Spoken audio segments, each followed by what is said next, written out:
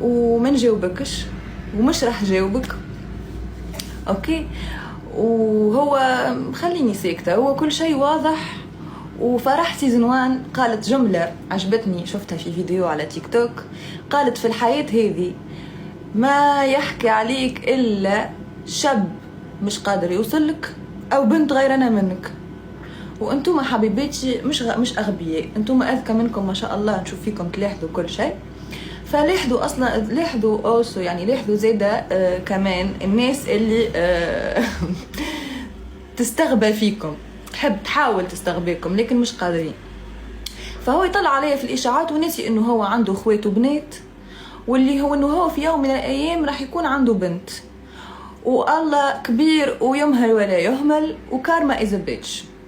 اوكي، الدنيا ذي دوارة، واشوف فيك يوم، اشوف فيك يوم. وانا اصلا نشوف فيه اليوم هذا.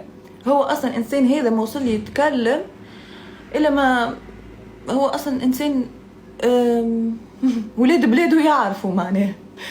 انا مش محتاجه نتكلم، مش محتاجه نتكلم في ولا شيء، هو يعرف حاله. وانا له نشوف فيه هك ما نشوفوش اصلا، نشوف فيه حاجه هكا يعني. نضحك عليه انه هو مسكين، لو مش انا ما كانش هو خرج ترند اصلا،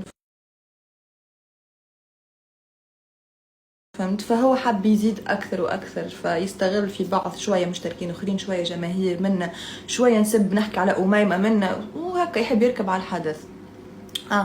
وفما شفت فيديو من يومين على واحد على تيك توك يحكي، قال انا مش عارفه، مش ذاكره اسمه، لكن يقول اميمه انا عارف، متاكد انا عارف حبيبي. قالوا هما اثنين كانوا يحكيوا، واحد قالوا انا عارف صارت خيانه في الفيلا، اميمه خانت فارس. حبيبي انت كنت معانا في الفيلا؟ ها، متاكد الدرجه هذه انت كنت معانا في الفيلا؟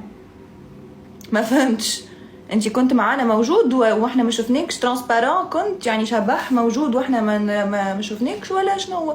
متاكد للدرجه هذه؟ فلذا